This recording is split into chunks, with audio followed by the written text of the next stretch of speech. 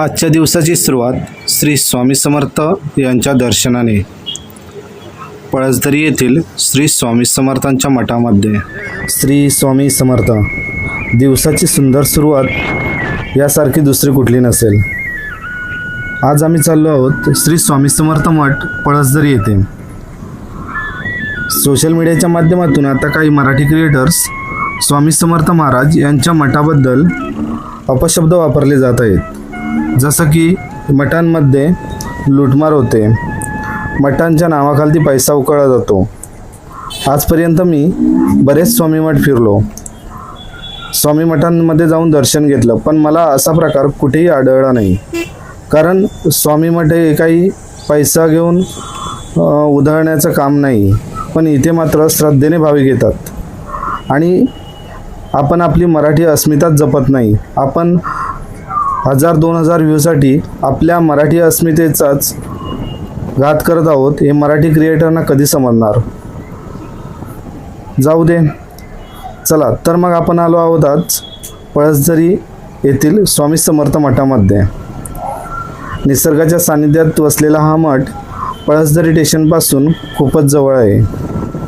चला तर मग श्री स्वामी समर्थ, श्री स्वामी समर्थ, श्री स्वामी समर्थ, श्री स्वामी समर्थ, श्री स्वामी समर्थ, श्री स्वामी समर्थ, श्री स्वामी समर्थ, श्री स्वामी समर्थ। या ठिकाणी आल्यानंतर खरंच मन प्रसन्न झालं। सकाळचीच वेळ असल्याने आणि आज रविवार असल्याने तशी गर्दी खूप कमी होती। इथे आम्हाला टीका लावणारे काका पण भेटले।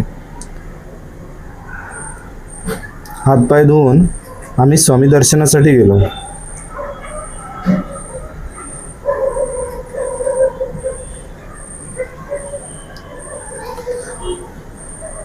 असं म्हटलं जातं की स्वामींजवळ ज्याची येण्याची इच्छा असते, पण स्वामींचा निरोप आल्याशिवाय ती इच्छा पूर्ण होत नाही।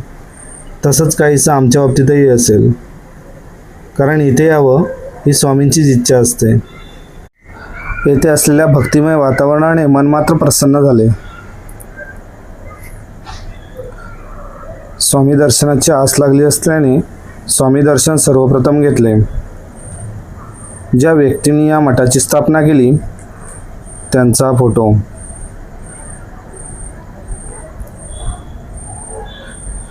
मुख्य गाभाऱ्यामध्ये स्वामींचा आदेश समजून आम्ही व्हिडिओ शूटिंग केली नाही।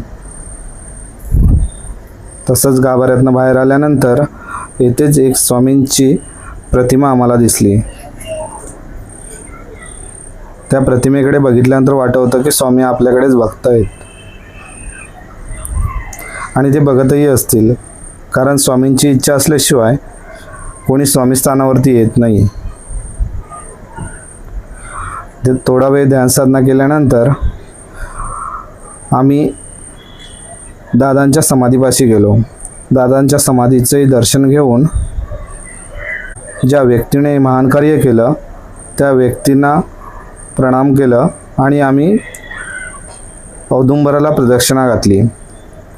औदुंबराच्या झाडाखालतीच स्वामींची मूर्तीची स्थापना केलेली आहे।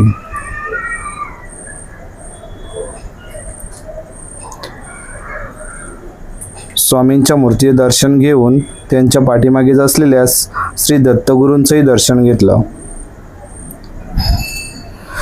श्री स्वामी समर्थ दत्त दिगंबराया हो, स्वामी मला भेट द्या हो। अवधूत चिंतन श्री गुरुदेव दत्त श्रीपाद वल्लभ दिगंबरा। इथे मठाच्या बाजूला एक वडाची सुंदर प्रतिमा बनवण्यात आली आहे आणि त्यामध्ये शंकर महाराजांची मूर्ती बसवण्यात आली आहे। त्यांचं दर्शन घेऊन त्याच्या पुढेच एक आपल्याला तुळजाभवानी मातेची मूर्ती दिसते। मातेचे दर्शन घेऊन आम्हाला खरंच एक समाधान वाटलं, मन तृप्त झालं आणि त्याच आनंदात आम्ही आता परतीच्या प्रवासाला निघालो।